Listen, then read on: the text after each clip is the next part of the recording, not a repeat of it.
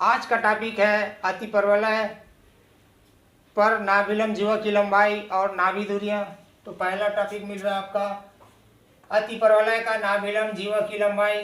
तो नाभिलंब जीवा किसे कहते हैं? अतिपरवलय की नाभियों से जाने वाली और अनुप्रस्थ अक्ष पर लंब रेखा जिसके अंत बिंदु अतिपरवलय पर हो को अतिपरवलय का नाभिलंब जीवा कहते हैं। ये नाभि से होकर जा रहा है और अक्ष पर लंब है। तो ये कटान बिंदु L और L डैश, ये L1 तो ये L1 डैश। अब नाभि या नाभि की दूरी जानते हैं, केंद्र से AE होता है। मान लेते हैं SL की लंबाई स्मॉल है तो L के निर्देशांक हो जाएंगे AEL जो कि अतिपरवलय पर स्थित है। तो अतिपरवलय का समीकरण x² बटे a² माइनस y² बटे b² बराबर 1। बिंदु L AE 1 पर अतिपरवलय पर स्थित है, यानी इसको संतुष्ट करेगा। तो a² e² बटे a² माइनस l² अपान b² बराबर 1। अब सरल करने से आया l² अपान b² बराबर e² माइनस 1। तो l² बराबर b² e² माइनस 1। हम जानते हैं b² बराबर होता है a² e² माइनस 1। तो हम e² माइनस 1 का मान निकाल सकते हैं b² अपान a²। तो रखते हैं तो l² बराबर b² इंटू b² अपान a²। आगे सरल करने से प्राप्त होगा b² अपान l का मान हो जाएगा b² अपान a, यानी ये लंबाई प्राप्त हो गया अपने पास b² अपान a। तो नाभिलंब जीवा की लंबाई, नाभिलंब जीवा की लंबाई हो जाएगा, दोनों लंबाई को जोड़ेंगे LS धन SL डैश। तो b² अपान a धन b² अपान a। तो टोटल लंबाई हो जाएगा 2b² अपान a, यानी नाभिलंब जीवा की लंबाई मिल गया आपका 2b² अपान a। इस प्रकार नाभिलंब जीवा के सिरों के निर्देशांक के निकल जाएंगे, मान निकाल सकते हैं। अब हम b² upon a AE b² upon a और ये हो जाएगा AE minus b² upon a। इसके निर्देशांक हो जाएंगे minus AE b² upon a, इसके निर्देशांक हो जाएंगे minus AE minus b² upon a। अब आता है नाभि दूरियां। तो नाभि दूरी की परिभाषा क्या हो जाएगा? अतिपरवलय पर किसी बिंदु की नाभि से दूरी, नाभि दूरी उस बिंदु की नाभि दूरी कहलाती है। तो एक प्रमेय है, अतिपरवलय पर स्थित किसी बिंदु की नाभि दूरियों का अंतर अचर होता है तथा अनुप्रस्थ अक्ष की लंबाई के बराबर होता है। तो मान लेते हैं अतिपरवलय पर कोई बिंदु है आपका जिसके निर्देशांक xy है। तो नाभि से दूरी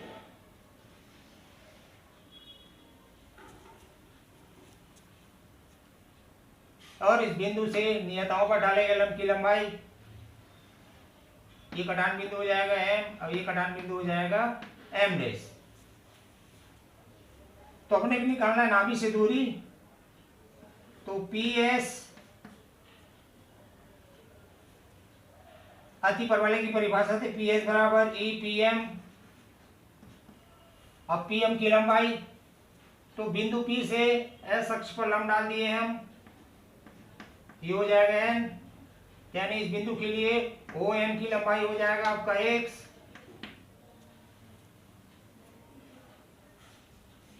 तो PM ZNPM एक आयत हो गया, आमने सामने की भुजा बराबर होने, PM बराबर हो जाएगा एन जेड। अब एन जेड की लंबाई केंद्र से ओ एन में ओ जेड को घटाना है, तो ई ओ एन की लंबाई है एक्स और ओ जेड की लंबाई है नियता का होता है आपका ए अपान ई, दूरी केंद्र से, तो ए अपान ई, सरल करने से आया ई एक्स माइनस ए, समीकरण नंबर 1। अब इस अतिपरवलय की द्विपद परिभाषा से पी एस डेस बराबर ई पी एम डेस, तो ई पी एम डेस तो एन जेड डेस के बराबर हो जाएगा एन जेड डेस, तो ई एन जेड केंद्र से दूरी, तो ओ एन में ओ जेड डेस को जोड़ना है, तो टोटल लंबाई निकल जाएगा। तो हम निकाल सकते हैं ई ओ एन है आपका एक्स धन ओ जेड डेस है नियता ए भी है, दूरी केंद्र से तो ए अपान ई होता है। आगे सरल करने से आया ई एक्स धन ए। नंबर 2, स्पष्ट बोल रहा है दूरियों का अंतर, तो बड़ी दूरी है आपका पी एस डेस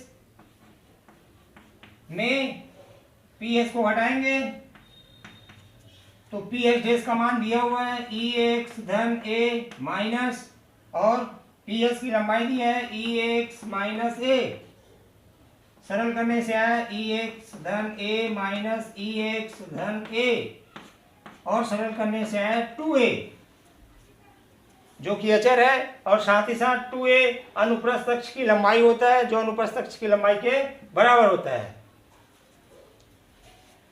इस प्रकार नाभि दूरियां अतिपरवलय का निकल गया और प्रमेय भी सिद्ध हो गया।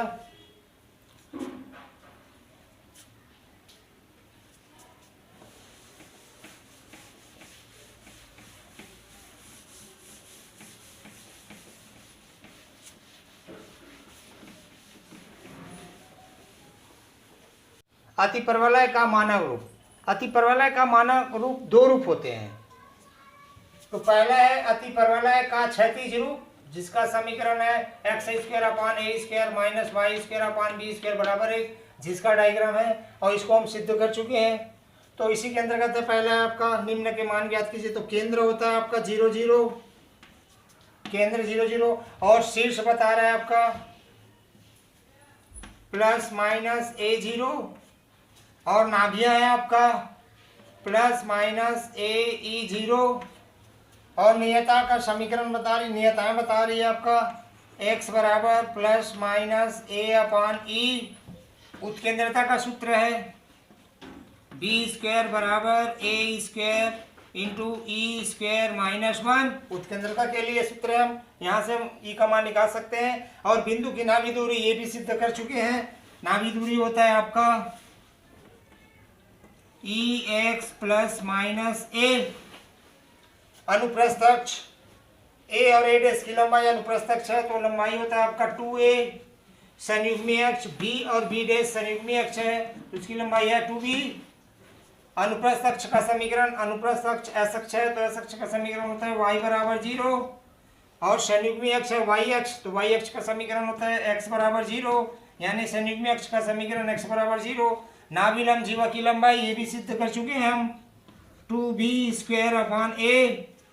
नाभिलंब जीवा का समीकरण है आपका, नाभिलंब जीवा ये है आपका, इसका समीकरण हो जाएगा आपका यहाँ केंद्र से नाभि की दूरी होता है ए ई, तो x बराबर प्लस माइनस ए ई, क्योंकि विपरीत दिशा में भी है आपका।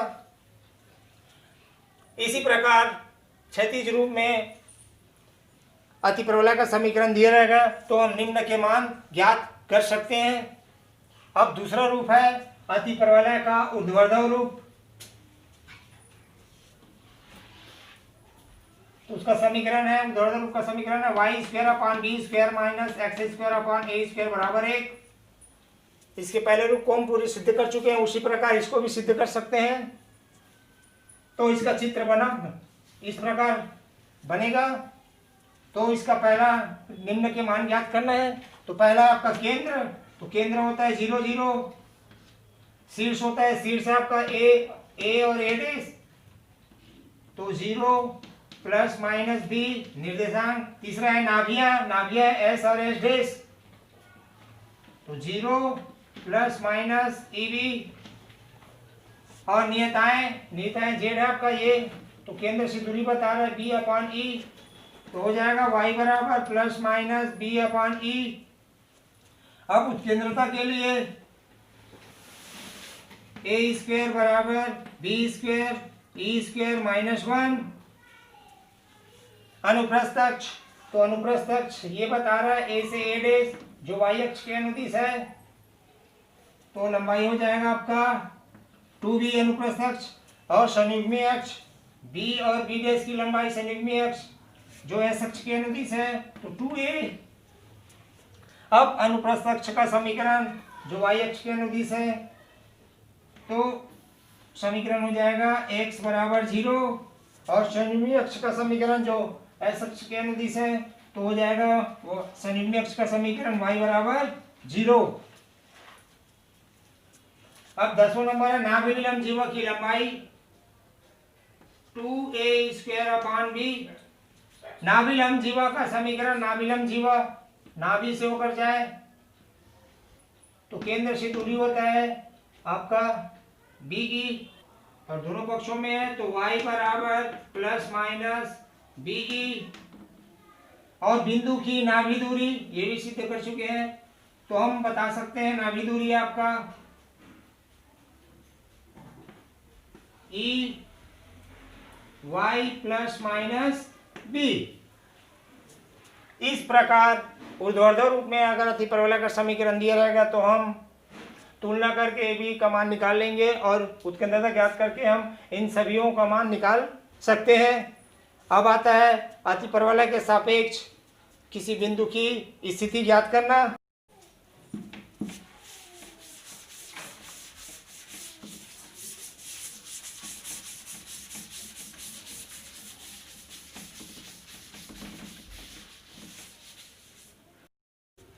अतिपरवलय के सापेक्ष किसी बिंदु की स्थिति ज्ञात करना है। मान लिया दिया गया बिंदु P है आपका x1 y1, तथा अतिपरवलय का समीकरण x square upon A square minus Y square upon B square बराबर 1।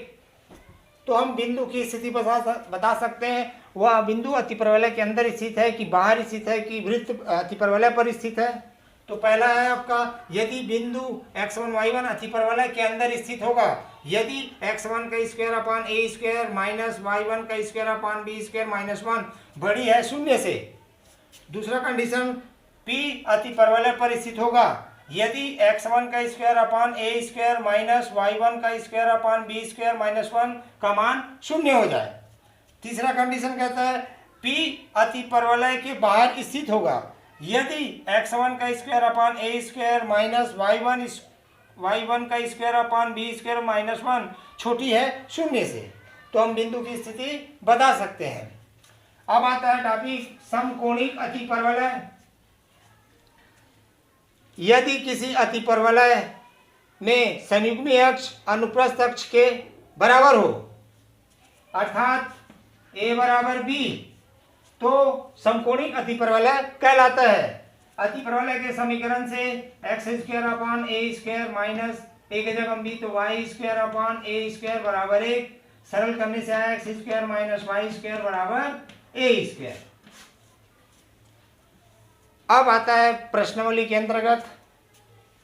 तो प्रश्नावली है 20.7, उनमें से कुछ क्वेश्चन ले लिया। तो मैंने पहला क्वेश्चन क्रमांक 2 का पहला अतिपरवलय दिया है कि अक्षों की लंबाई, उत्केंद्रता और नाभियां ज्ञात कीजिए।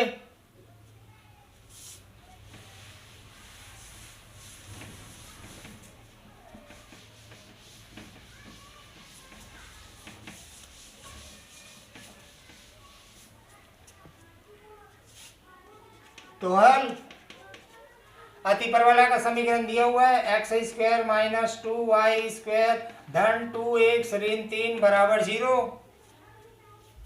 तो x को पहले लिखते हैं, तो x के घाते 2 धन 2x माइनस 2y के घाते 2 बराबर 3 को पक्षांतर कर दिए तो 3। अब x को पूर्ण वर्ग के रूप में लिखेंगे तो हम लिख सकते हैं एक्स स्क्वायर धन 2x इंटू 1 प्लस 1 का स्क्वायर -2y का स्क्वायर बराबर 3। अब ये पद परवलय परवलय समीकरण में नहीं है तो लेफ्ट हैंड साइड जोड़े तो राइट हैंड साइड भी जोड़ना पड़ेगा। 1 के घाते 2।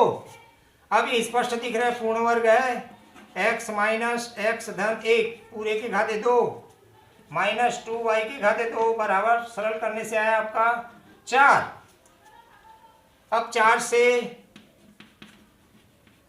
भाग देने पर x धन 1 पूरे के घाते 2 बटे 4 ऋण 2y के घाते 2 बटे 4 बराबर 1 और सरल कर सकते हैं हम। तो x धन 1 के घाते 2 बटे 4 ऋण y के घाते 2 बटे 2 बराबर 1। अब हम मान सकते हैं, माना x माइनस x प्लस 1 बराबर बड़ा x और छोटा y को मान सकते हैं हम बड़ा y। तो अति परवलय का नया रूप प्राप्त हो जाते हैं। x के घाते बड़ा x के घाते 2 बटे 4 ऋण बड़ा y के घाते 2 बटे 2 बराबर 1, जो कि x square upon a square minus Y square upon B square बराबर 1 के रूप में है। तो हम तुलना करके मान निकाल सकते हैं। a स्क्वायर बराबर है आपका 4, बी स्क्वायर बराबर है आपका 2, तो a बराबर हो जाएगा 2, b बराबर हो जाएगा कर्णी 2। तो हम अब ए बी का मान निकल गया, तो सबसे पहला काम रहेगा उत्केंद्रता का मान ज्ञात करना है। तो उत्केंद्रता के लिए सूत्र है अपने पास बी स्क्वायर बराबर A square E square minus 1।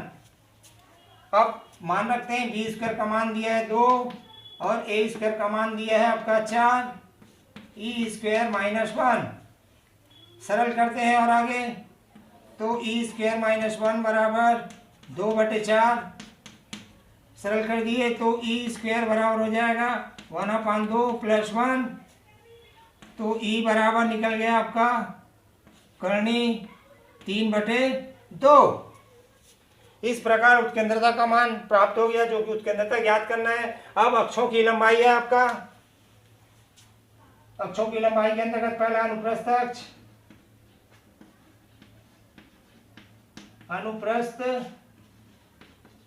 अनुप्रस्थ अक्ष होता है 2a 2। अब a का मान रखते हैं 2 × 2 तो ये हो जाएगा 4 और है अब संयुग्मी अक्ष का समीकरण होता है 2b, b का मान रखते हैं 2 × b का मान है कर्णी 2। अब दिया है नाभियां ज्ञात करना है।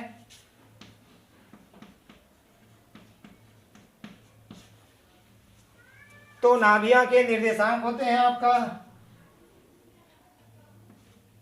प्लस माइनस ए ई 0, जो कि ये x का और y का मान है। तो अपने पास अति परवलय का समीकरण इस रूप में है, तो बड़ा x बराबर प्लस माइनस ए ई और बड़ा y बराबर 0। अब बड़ा x का मान रखते हैं, माने हम मान रखने पर x धन 1 बराबर प्लस माइनस a का मान है आपका 2 और e का मान बता रहा है कर्णी 3 बटे 2। अब सरल करते हैं आगे, तो प्लस माइनस 2 कर्णी 6 बटे 2, कर्णी 2 से ऊपर नीचे गुणा कर दिए तो सरल करने से आया प्लस माइनस कर्णी 6, तो x बराबर आया -1 प्लस माइनस कर्णी 6। अब y बड़ा y का मान दिया है y है सिर्फ, तो y बराबर 0। तो नाभियां हो जाएगा -1 प्लस माइनस कर्णी 6 और 0। इस प्रकार प्रश्नावली में और क्वेश्चन है, इसी प्रकार बनाना है। तो मैंने एक क्वेश्चन और ले लिया, प्रश्न क्रमांक 3 का तीसरा, अति परवलय का समीकरण ज्ञात कीजिए यदि नाभि 1 1 और नियताएं 2x धन y बराबर 1, उत्केंद्रता कर्णी 3 है, तब अति परवलय का समीकरण ज्ञात कीजिए।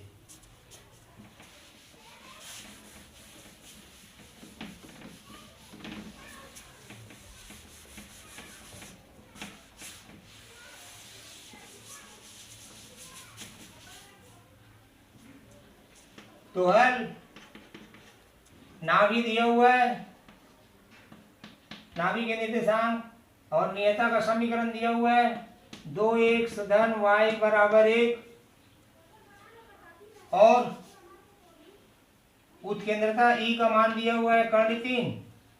तो चर बिंदु है P जिसके निर्देशांक होते हैं x y। तो बिंदु से नियता पर डाले गए लंब की लंबाई और नाभि की दूरी अतिपरवलय की परिभाषा से हो जाएगा SP बटे PM बराबर E। तो SP बराबर EPM। अब SP दो बिंदुओं के बीच की दूरी के सूत्र से x माइनस 1 का स्क्वायर धन y माइनस 1 का स्क्वायर बराबर E का मान है कर्ण 3 और PM बिंदु से इस रेखा पर डाले गए लंब की लंबाई हो जाएगा आपका 2x धन y ऋण 1 बटे 2 का स्क्वायर धन 1 का स्क्वायर पूरे का करनी। अब ये वर्गमूल हटाने के लिए वर्ग करने पर x माइनस 1 का स्क्वायर धन y माइनस 1 का स्क्वायर बराबर कर्ण 3 का वर्ग हो जाएगा 3 2x धन y माइनस 1 पूरे के घाते 2 और इसको सरल करने से आया आपका 5। आगे सरल करते हैं 5 इंटू एक्स स्क्वायर ऋण 2x धन 1 धन y स्क्वायर ऋण 2y धन 1 बराबर 3 कोष्टक। इसको सरल करना है तो 4x के घाते 2 धन y के घाते 2 धन 1 धन 4xy ऋण 2y ऋण 4x। और आगे सरल करते हैं अब 5x के घाते 2 ऋण 10x धन 5 धन 5y के घाते 2 ऋण 10y धन 5 बराबर 4 3 12x के घाते 2 धन 3y के घाते 2 धन 3 धन 12xy ऋण 6y ऋण 12x। अब इस पूरे पद को उस तरफ पक्षांतर कर देते हैं और सरल करते हैं तो स्पष्ट दिख रहा है 5x स्क्वायर इस तरफ पक्षांतर माइनस हो जाएगा तो यह आपका 7x स्क्वायर। उसी प्रकार 5y पक्षांतर किए इस तरफ तो है आपका माइनस 2y के घाते 2। अब है आपका प्लस 12xy। अब x इस तरफ पक्षांतर करें प्लस तो ये माइनस बनता है माइनस 2x। y को पक्षांतर कर रहे हैं तो प्लस तो ये माइनस है तो प्लस 4y। अब संख्या 5 5 10 और इधर 3 है तो ऋण 7 बराबर 0। इस प्रकार अतिपरवलय का समीकरण प्राप्त हो जाता है। इसी प्रकार प्रश्नावली 20.7 के प्रश्नों को हल करना है। एक प्रश्न और ले लिया मैं प्रश्नावली 20.7 का प्रश्न क्रमांक 5 का 7वां अतिपरवलय का समीकरण ज्ञात कीजिए जिसकी नाभियां प्लस माइनस 5/2 और उत्केंद्रता 5/4 है।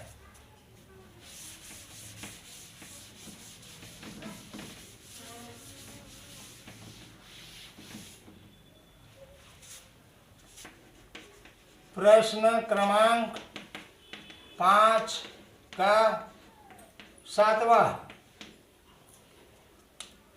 नाभि दिया हुआ है, नाभि दिया हुआ है प्लस माइनस 5/2 और उत्केंद्रता ई का मान दिया हुआ है 5/4। तो चूंकि अतिपरवलय का नाभि प्लस माइनस 5/2 है तो एस अक्ष के अनुदिश होगा अक्ष अतिपरवलय का अक्ष। तो अतिपरवलय का समीकरण हो जाएगा X square upon A square minus Y square upon B square बराबर 1। समीकरण 1। अब नाभियां दिया हुआ है नाभि क्या होता है प्लस माइनस ए ई 0 बराबर नाभि दिया हुआ है प्लस माइनस 5/2।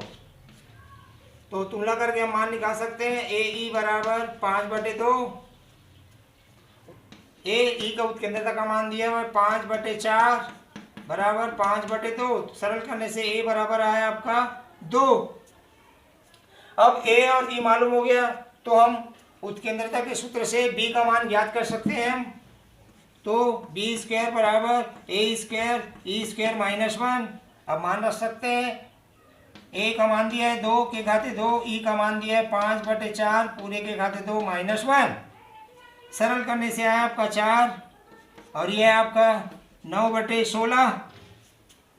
और आगे सरल करने से आया आपका बी स्क्वायर बराबर 9/4 तो बी बराबर आया 3/2। अब माने अति परवलय का समीकरण समीकरण 1 में ए और बी का मान रखने पर समीकरण 1 से x² का मान दिया आपका 2 के घाते 2 ऋण y के घाते 2/3/2 पूरे के घाते 2 बराबर 1। सरल करने से आया x² 4 माइनस y² 9/4 बराबर 1। तो x² 4 माइनस 4y के घाते 2/9 बराबर 1। इस प्रकार अति परवलय का समीकरण प्राप्त हो जाता है। इसी प्रकार प्रश्नावली को हल करना है।